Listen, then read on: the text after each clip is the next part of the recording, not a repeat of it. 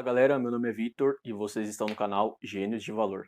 Para você que não é inscrito, já vai se inscrevendo aí, deixa seu joinha, é de graça, não custa nada. Deixa um comentário também para ver se vocês estão gostando do vídeo, que isso daí também é um incentivador, beleza? Solta a vinheta e vamos pro vídeo.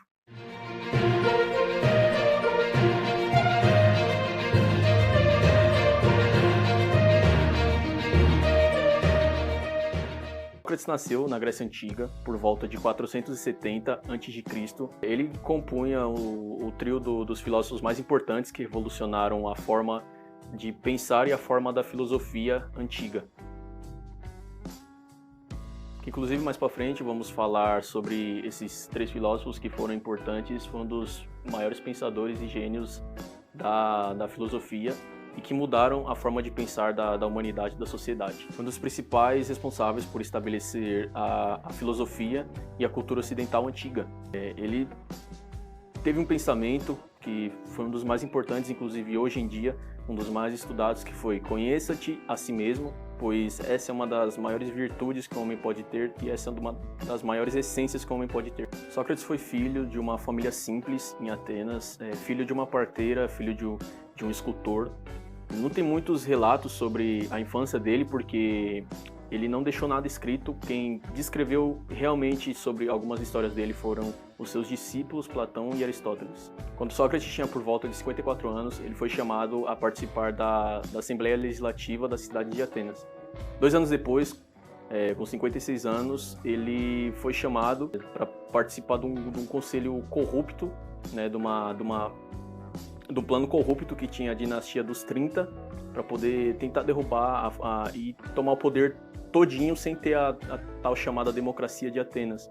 E claro, Sócrates não era um dos princípios dele ser corrupto e ele não aceitou. E por conta disso, ele foi perseguido por essas pessoas até a sua morte. A dinastia dos 30 tiranos foi uma conspiração contra a democracia que acontecia em Atenas. Então o pessoal queria derrubar a democracia de Atenas para poder tomar o poder total e centralizado numa pessoa só.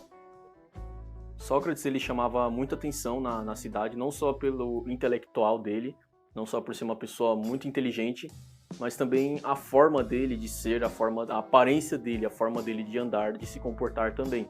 Porque ele chamava muita atenção, ele era totalmente fora dos padrões de um grego, né? Ele era baixinho, gordinho, tinha os olhos esbugalhados, tinha o nariz achatado, andava com roupas estranhas e andava descalço na cidade de Atenas. Antes de Sócrates aparecer no panorama ali da filosofia intelectual, os filósofos que são chamados de pré-socráticos, eles tinham como função, eles surgiram com uma função de tentar adivinhar como surgiu tudo, né, chamado de physis, como surgiu tudo, como surgiu o universo, e a partir daí eles estudavam. Depois de Sócrates, que revolucionou totalmente a forma de filosofia, que foi chamada de filosofia intelectual, que é a forma de buscar e a forma de conhecer a verdade. Os filósofos daquela época, depois de Sócrates, eles passaram a se perguntar o que é a verdade, o que é o ser, o que é a vida, também foi uma das principais perguntas e até hoje não respondidas na filosofia. Sócrates, ele dizia que antes do homem conhecer a verdade, ele precisava se analisar, fazer uma autoanálise e, antes de tudo, reconhecer a sua ignorância. A filosofia de Sócrates, ela era dividida em 2 fases. A primeira era a tal da ironia ou a refutação de Sócrates, a qual ele fazia a pessoa se pegar na própria ignorância, se pegar no próprio erro.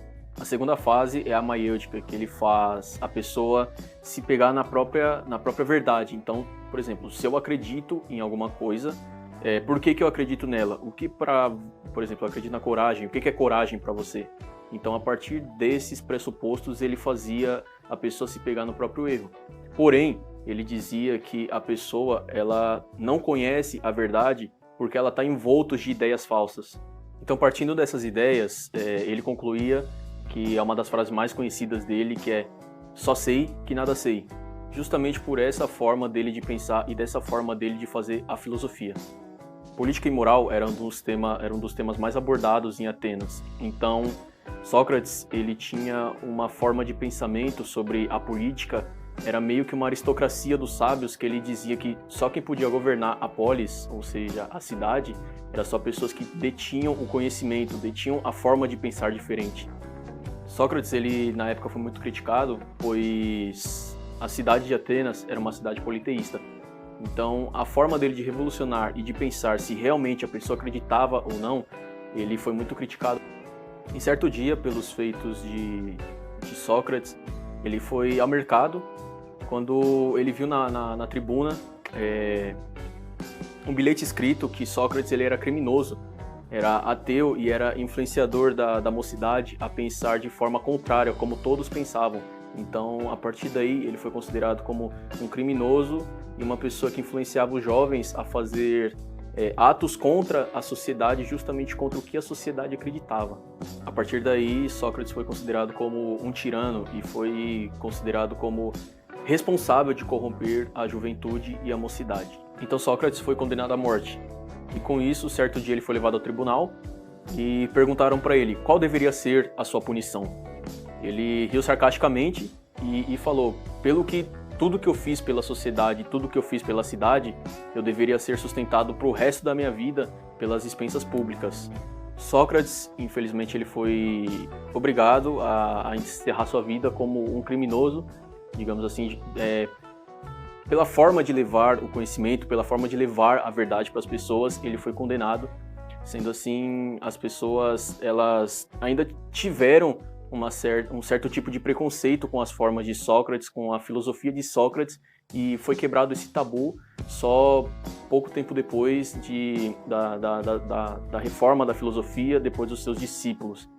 Ele teve que acabar sua vida como um criminoso, e numa cela funerária deram uma taça de veneno para ele beber, e assim foi o final da sua vida, como um criminoso.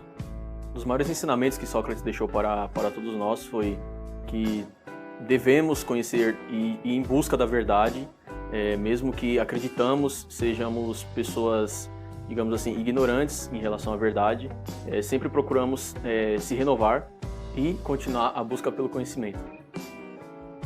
Essa foi mais uma história, a história de um gênio que revolucionou totalmente a forma do pensamento das pessoas, revolucionou totalmente a forma do pensamento da humanidade, mesmo que na época ele fosse considerado uma pessoa que influenciasse as pessoas ao caminho mal. Hoje em dia nós vemos que é uma pessoa do bem, foi uma pessoa do bem, ele fez justamente tudo o que fez para poder trazer a verdade para nós. Essa foi mais uma história de um gênio, espero que vocês tenham gostado.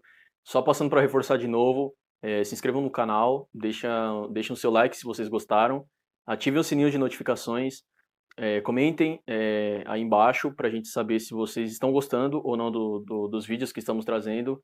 Grande parte das pessoas que assistem os nossos vídeos não são inscritos. Se vocês estão gostando, se inscrevem para poder receber as notificações do canal. Beleza? É isso aí, gênios.